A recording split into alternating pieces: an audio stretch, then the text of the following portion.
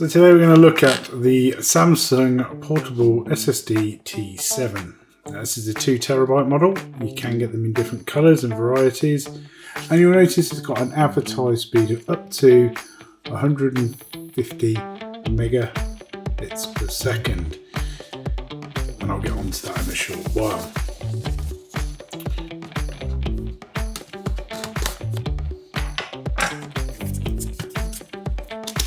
Now when we open this up,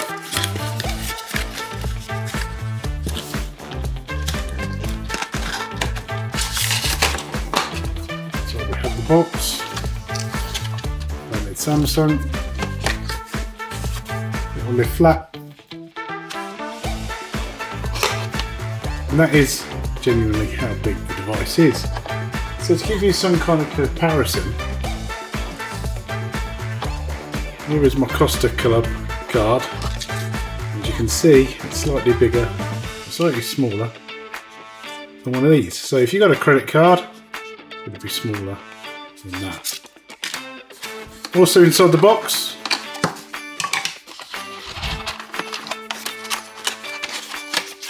we get a further 2 cables.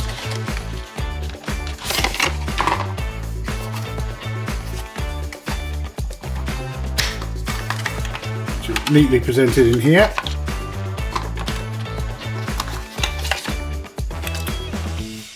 And one is a USB-A to USB-C, and the other is USB-C 3.2 to USB-C 3.2 cable. Now the reason I mention this is because a lot of people that I see that moan about these devices not reaching the advertised speeds don't actually use the cable that's provided with them.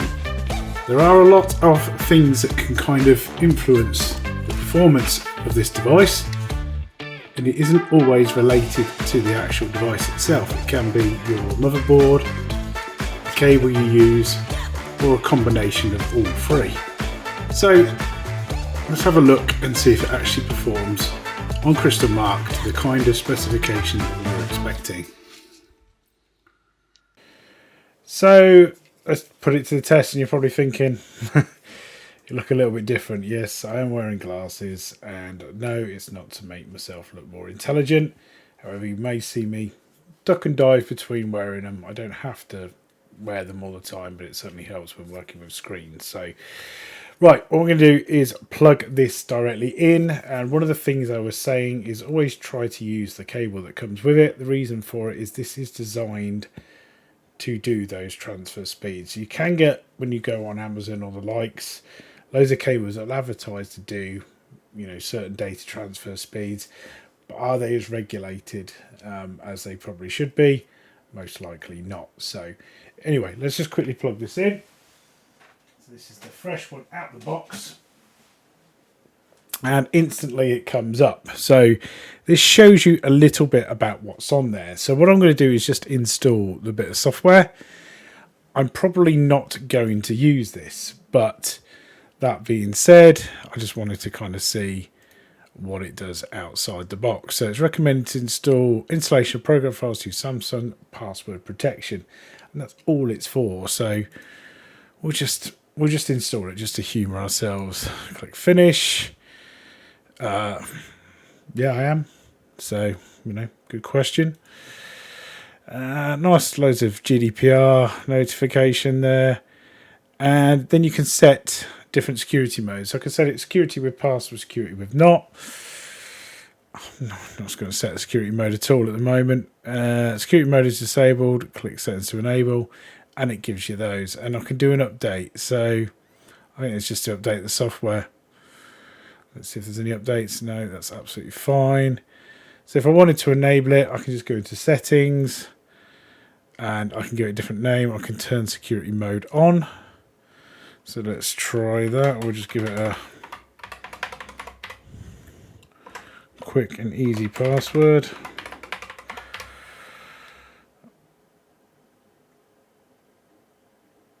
Alright, so yes, there's a big disclaimer there to say if you do lock this and you can't remember your password, you can't unlock it. So we'll try that. Okay, so what does that mean then? Well, let's try and create a file and see what happens. Well, it seems to work fine. Test. So I think it's just if I go and plug it into a new machine. So let's just unplug it and plug it back in and see if it prompts me for a password. Kind of what I would expect it to do, but let's see. If it doesn't, that's fine. Yeah, so yeah, it's after a password. So that's kind of where it works. So if you're going to use it on a PC and nowhere else, this probably works quite well. However, I don't want to use it for this. I want to use it for something slightly different. So I don't really need that mode. So I'm actually going to disable it. And it will ask me to confirm.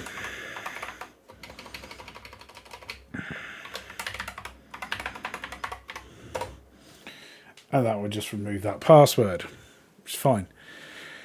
So let's have a look at the speeds of this device. So I think, like I said, is people tend to get a little bit bogged down and wound up about this sort of thing. Reality is that there's so many things that can impact this performance reading. So, people really shouldn't get that worked up about it. Reality is, it could be dependent on your system board, current other processes running, various other bits. A lot of the speeds are kind of a little bit theoretical. So why people get so worked up about, it didn't perform to the, specifications. I get it, but is it a cable or is it something else that's caused the problem? So let's just run a quick speed check. Now, to be honest, I have got 1050 out of this when I've done it on my other one. I probably won't on this. I think I'll probably max out at 1020, as you can kind of see there. But it gives you an indication of it's not far away, is it? Now, I am using the front port on my machine, which might indicate why. If I use the back USB-C, I think that probably would get a better performance rating. Who knows? But realistically, to get this kind of speed is still fairly good. I'm fairly impressed. Now, the good thing is about these is, like I mentioned when I actually did the unboxing, they are the size of a credit card. So realistically, they're very, very small indeed, which is quite nice from that perspective. So I'm just going to shut up, let this finish, and then I'll pop back.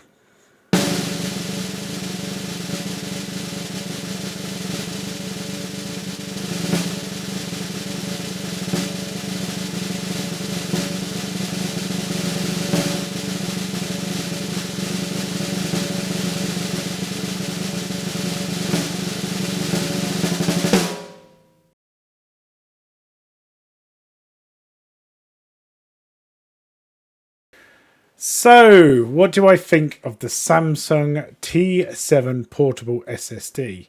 Now, this is in red. It's very, very portable because, like I showed you, it is actually slightly smaller than a credit card, albeit it's a little bit thicker, probably around the 5mm thickness. That being said, it's not a particularly weighty device, even though it's got a fairly hard aluminium case around it. Now, it does say it's drop tested up to, I think it says 2 meters. I'm not going to test that, but that's probably around my height. Well, it's actually higher. It's probably up here somewhere.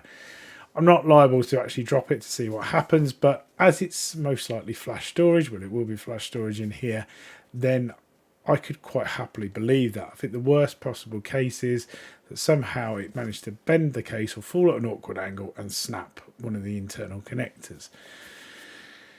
Speed and transfer wise, I did manage to get, like I said, very close to the 1050 advertised speeds. Like I said, you do see a lot of stuff on internet forums about this. The most likely cause, if you're getting nowhere near that, is going to be the quality of cable or maybe your host adapter. It does vary from manufacturer. There's sometimes that 3.2, depending on what else sits on that PCI bus lane, can cause some challenges.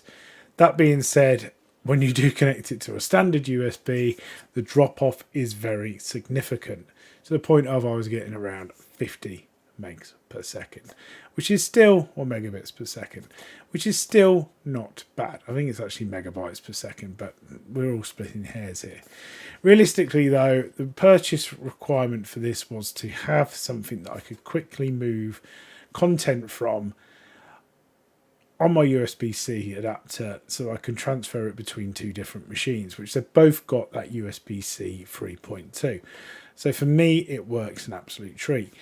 Other things I've seen these used for are connecting to Xboxes or PlayStation 5s, and the reason for that would be the additional storage. Now, it doesn't mean additional storage so you could play the games from it, albeit if you put a PS4 game on, it would absolutely run directly off one of these. But most likely the reason would be to basically transfer, sort of games on and off as you download them, and you need to have a break from it, and then you can move it back rather than using your internet bandwidth all the time. For the price though, this was an absolute bargain. When you think of an equivalent 256 gig USB drive or even an SD card, the kind of bang for your buck on one of these is very, very high. That being said, obviously, if you wanted to buy a 4 terabyte portable drive, you could probably pick one of those up for around, I think best price I've ever seen one is about £40, albeit that was potentially a Western Digital recertified. So I suppose it depends what you're looking for. Are you looking for the speed and ease of use of one of these, and therefore the additional write speeds and read speeds you can get off one of these, and potentially the longevity because you've not got a mechanical drive in here, albeit there are limits on the endurance? Or are you looking for a more of a storage element? So I suppose that's what you've got to weigh up when you look at purchasing an external drive. For me though, this is an absolute must. If you want to be like an IT professional and you want access to tools like portable iOS or portable X's for kind of fault finding, that kind of thing, this is probably the next step up from carrying around those loads of USB drives that we've done in the past. You could also, I suppose, set this up as a Ventoy disk as well and have an absolute ultimate build disk. And if you haven't seen my Ventoy video, links up there. If you have liked the review today, please hit the like and subscribe, and I'll see you next time, maybe with or without the glasses. We'll see. Cheers.